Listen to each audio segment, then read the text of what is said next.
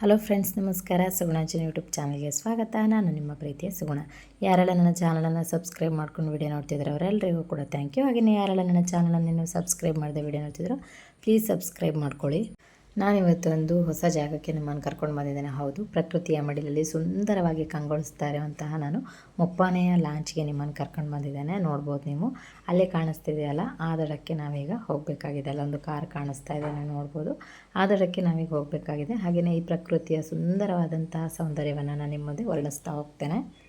ಹೌದು, ಇದೇ ಸುಂದರವಾದಂತಹ ಮುಪ್ಪಾನೆ ಲಾಂಚ್. ಇದು ಶಿವಮೊಗ್ಗ ಜಿಲ್ಲೆಯ ಸಾಗರ ತಾಲೂಕಿನಲ್ಲಿರುವಂತಹ ಮುಪ್ಪಾನೆ ಲಾಂಚ್ ಅಂತ ಹೇಳ್ತೇವೆ ನಾವು. ಇದು ಶರಾವತಿ ಬ್ಯಾಕ್ ವಾಟರ್, ಶರಾವತಿ ಹಿನ್ನೀರಿನಲ್ಲಿರುವಂತಹ ಇದು ಒಂದು ಮುಪ್ಪಾನೆ ಲಾಂಚ್ ಬಗ್ಗೆ ನಾನು ನಿಮಗೆ ತಿಳಿಸ್ಕೊಡ್ತಾ ಹೋಗ್ತೇನೆ. ಇದು ಜೋಗ ಸಿಗಂದೂರಿನ ನಡುವೆ ಈ ಸಂಪರ್ಕವನ್ನು ಕಲ್ಪಿಸುತ್ತೆ. ಇದು ತುಂಬ ಜನರಿಗೆ, ಹಳ್ಳಿಯ ಜನರಿಗೆ ತುಂಬಾ ಉಪಯುಕ್ತವಾದಂತಹ ಒಂದು ಲಾಂಚ್ ಆಗಿದೆ. ಇದಕ್ಕೆ ಗಾಡಿಗಳನ್ನು ಸಹ ಹಾಕ್ಬೋದು. ನೀವು ನೋಡ್ತಾ ಇರ್ಬೋದು, ನಾನು ಫೋಟೋವನ್ನು ಆ್ಯಡ್ ಮಾಡಿದೆ. ಯಾರ್ಯಾರು ಇನ್ನೂ ಕೂಡ ಈ ಪ್ಲೇಸ್ಗೆ ವಿಸಿಟ್ ಕೊಟ್ಟಿಲ್ಲ, ಒಮ್ಮೆ ವಿಸಿಟ್ ಕೊಡಿ. ತುಂಬಾ ಚೆನ್ನಾಗಿದೆ ಈ ಪ್ಲೇಸು. ನೀವು ಕೂಡ ಪ್ರಕೃತಿ ಸೌಂದರ್ಯವನ್ನು ಸವಿಬೋದು, ಎಂಜಾಯ್ ಮಾಡ್ಬೋದು ಲಾಂಚ್ನಲ್ಲಿ. ಹಾಗೆಯೇ ಈ ಲಾಂಚ್ನಲ್ಲಿ ವರ್ಕ್ ಮಾಡುವಂತಹ ನಾಗರಾಜ್ ಅನ್ನೋರು ಹೆಚ್ಚಿನ ಮಾಹಿತಿಯನ್ನು ನಾನು ಕಲೆಕ್ಟ್ ಮಾಡಿ ಅವ್ರ ಜೊತೆ ನಿಮ್ಮ ಜೊತೆ ಹಂಚ್ಕೊಳ್ತಾ ಇದ್ದೇನೆ. ಹೌದು, ಈ ಪ್ಲೇಸ್ ಬಗ್ಗೆ ಅವರು ತುಂಬಾ ಮಾಹಿತಿಯನ್ನು ನಮ್ಮ ಜೊತೆ ಹಂಚ್ಕೊಂಡಿದ್ದಾರೆ. ಹಾಗಾದರೆ ಅವ್ರು ಏನೇ ಹೇಳಿದ್ದಾರೆ ಅಂತೇಳಿ ನೋಡ್ಕೊಂಡು ಬರೋಣ ಬನ್ನಿ. ಬ್ಯಾಕ್ ವಾಟರ್ ಇದ್ದೀವಿ. ಇವರು ನಾಗರಾಜ್ ಅಂತ ಹೇಳಿ, ಇವರು ಇದರ ಬಗ್ಗೆ ಸ್ವಲ್ಪ ಇನ್ಫಾರ್ಮೇಶನ್ ಅನ್ನು ನಮಗೆ ಕೊಡ್ತಾ ಇದ್ದಾರೆ. ಇದು ಸ್ಟಾರ್ಟ್ ಆಗಿ ಎಷ್ಟು ವರ್ಷ ಆಯ್ತು ಈ ಲಾಂಚ್? ಇದು 9ನೇ ವರ್ಷ ಆಗಿದೆ. 9ನೇ ವರ್ಷ. ಓಕೆ, ಇದರಿಂದ ಜನರಿಗೆ ಏನು ಯೂಸ್ ಆಗುತ್ತೆ? ಜನರಿಗೆ ಈ ಕಡೆಯಿಂದ ಲೋಕಲ್ ಜನರಿಗೆ ತುಂಬಾನೇ ಹೆಲ್ಪ್ ಇದೆ.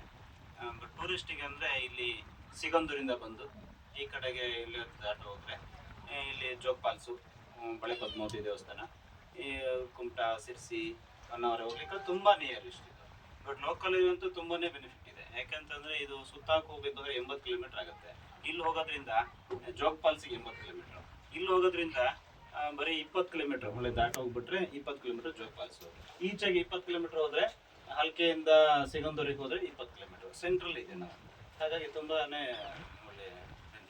ಈಗ ಸಿಗಂದೂರ ಕೇಬಲ್ ಬ್ರಿಡ್ಜ್ ಆಗಿರೋದ್ರಿಂದ ಅಲ್ಲಿ ಲಾಂಚ್ ನೋಡ್ಬೇಕಂದ್ರೆ ನಮಗೆ ಸಿಗಲ್ಲ. ಮೊದಲೆಲ್ಲ ಅಲ್ಲಿ ಬರ್ತಾ ಇದ್ರು, ಈಗ ಲಾಂಚ್ ನೋಡ್ಬೇಕಂದ್ರೆ ಇಲ್ಲೇ ಬರ್ಬೇಕು.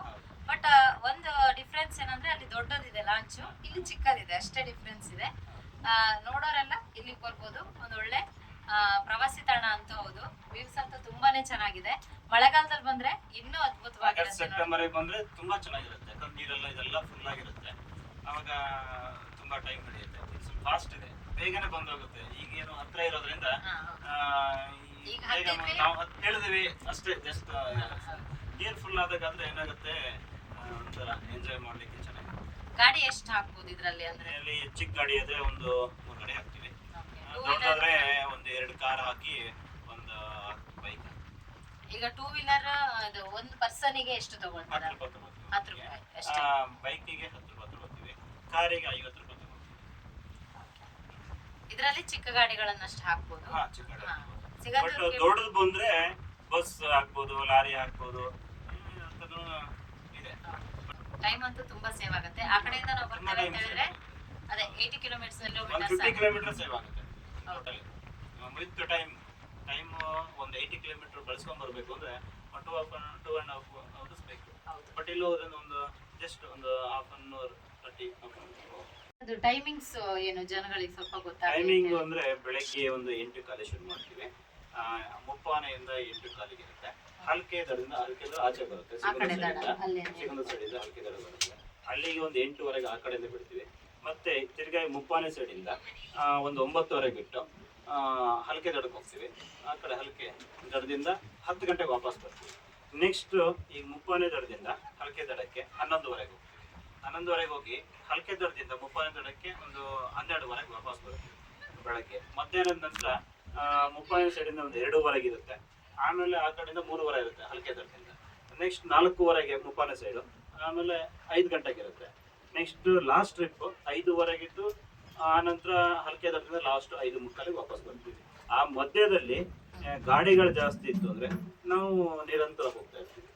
ಮಧ್ಯದಲ್ಲಿ ಬಿಡ್ತಾ ಇರ್ತೀವಿ. ಗಾಡಿಗಳು ಜಾಸ್ತಿ ಬಂತು ನಿಲ್ಲಿಸ್ಕೊಡೋದಿಲ್ಲ, ಅವಾಗ ಬರ್ತಾ ಇರುತ್ತೆ. ಗಾಡಿಗಳು ಎಷ್ಟು ಬಂದ್ರು ಕೂಡ ಕಳಿಸ್ಕೊಡ್ತೀವಿ. ಅವಾಗ ಗಾಡಿ ಜಾಸ್ತಿ ಇದ್ರೆ ನಾವು ಟೈಮೇ ಆಗ್ಬೇಕು ಅಂತ ಕಾಯೋದಿಲ್ಲ. ಹಾಗಾಗಿ ನಾವು ಟೈಮ್ ಆಯ್ತು ಅಂದ್ರೆ ಲೋಕಲ್ ಆಗಿರೋದ್ರಿಂದ ಟೈಮಿಂಗ್ಸ್ ಅನ್ನು ಮೇಂಟೈನ್ ಮಾಡ್ತಿದ್ದಾರೆ. ಇಲ್ಲ ತುಂಬಾ ಗಾಡಿಗಳು ಇದಾವೆ ಅಂತಂದ್ರೆ ಲೋಕಲ್ ಫಸ್ಟ್ ಪ್ರಿಫರೆನ್ಸ್ ಇರುತ್ತೆ. ಲೋಕಲ್ ಯಾಕಂದ್ರೆ ಅವರು ಇದರಿಂದಲೇ ದಿನನಿತ್ಯ ವಹಿವಾಟು ಇದರಿಂದಲೇ ಆಗಬೇಕಿರೋದ್ರಿಂದ ಅವ್ರಿಗೆ ಫಸ್ಟ್ ಪ್ರಾಧಾನ್ಯ ಕೊಡ್ತಾರೆ. ಟೂರಿಸ್ಟ್ ಆನಂತರ ಎಷ್ಟು ಕಿಲೋಮೀಟರ್ ಆಗತ್ತೆ ಇಲ್ಲಿ ಇವಾಗ ಬೇಸಿಗೆಯಲ್ಲಿ? ಈಗ ಲಾಸ್ಟ್ ಟೈಮ್ ಇದೆ, ಮೇ ಎಂಡ್ ಬಹುಶಃ ಒಂದು ಟೈಮಲ್ಲಿ ಮಳೆ ಕಡಿಮೆ ಆಯಿತು, ಮಳೆ ಅಂದ್ರೆ ನೀರು ಕಡಿಮೆ ಆಯಿತು ಅಂದರೆ ಏನಾಗುತ್ತೆ, ಇದು ಸ್ಟಾಪ್ ಆಗೋ ಮೂಮೆಂಟ್ ಇರುತ್ತೆ. ಅವಾಗ ಏನಾಗುತ್ತೆ, ಒಂದು ಜಸ್ಟ್ 300 ಮೀಟರ್ ಇರುತ್ತೆ ಅಷ್ಟೇ, ನೀರು ಫುಲ್ ಅದು 1 ಕಿಲೋಮೀಟರ್ ಇರುತ್ತೆ. ಅವಾಗ ಆಗಸ್ಟ್ ಸೆಪ್ಟೆಂಬರ್ 1 ಕಿಲೋಮೀಟರ್ ಅಷ್ಟೇ ಇರುತ್ತೆ. ತುಂಬ ಚೆನ್ನಾಗಿರುತ್ತೆ ಅದು ಹೋಗ್ಲಿಕ್ಕೆ, ಟೂರಿಸ್ಟ್ಗೆ ಇರ್ಬೋದು.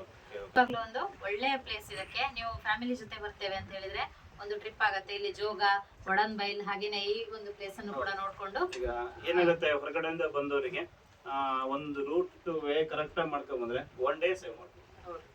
ಜೋಗ, ಒಡನ್ಬೈಲ್ ಇಲ್ಲಿ ಏನಾಗುತ್ತೆ, ಅವ್ರಿಗೆ ಗೊತ್ತಿರಲ್ಲ, ಎಲ್ಲ ಬಳಸ್ಕೊಂಡೆಲ್ಲ ಹೋಗ್ತಾರೆ, ಅವಾಗ ಟೈಮು ವೇಸ್ಟ್. ಸಿಗಂದೂರು ಹೋಗ್ಬೇಕು ಅಂದ್ರೆ ಆ ಕಡೆ ಹೋದ್ರೆ ಅವರಿಗೆ ಅರ್ಧ ದಿನದ ಟೈಮೇ ವೇಸ್ಟ್ ಆಗತ್ತೆ. ಇಲ್ಲಿ ನೀವು ಜೋಗ, ಒಡನ್ಬೈಲ್ ಇಲ್ಲಿ ಬಂದ್ಬಿಟ್ರೆ, ಉಪ್ಪಾನೆ ಲಾಂಚಿಗೆ ಬಂದ್ಬಿಟ್ರೆ ಸಡನ್ಲಿ ನೀವು ಆ ಕಡೆ ದಾಟ್ಬೋದು. ಮತ್ತೆ ಸಿಗಂದೂರು ಟೆಂಪಲ್ನು ಮುಗಿಸಿ ಮತ್ತೆ ಈಚೆನ ಬಂದ್ರೆ ನೀವು ಆರಾಮವಾಗಿ ಟೈಮ್ ಸೇವ್ ಆಗತ್ತೆ, ನಿಮ್ದು ತುಂಬಾ ಟೈಮ್ ಸೇವ್ ಆಗತ್ತೆ. ಇಲ್ಲ ಹೀಗೆ ಬಂದು ಹೀಗೆ ಒಂದು ರೌಂಡ್ ಆಗತ್ತೆ, ಜೋಗ, ಕಾರ್ಗಲ್ ಮತ್ತೆ ಇಲ್ಲಿ ಬಂದು ಹೀಗೆ ಹೋಗ್ತೇವೆ ಅಂದ್ರೂ ಹೋಗ್ಬೋದು. ಓಕೆ, ಇನ್ಫಾರ್ಮೇಶನ್ ಕೊಟ್ಟಿದ್ದಕ್ಕೆ ತುಂಬ ಥ್ಯಾಂಕ್ ಯು.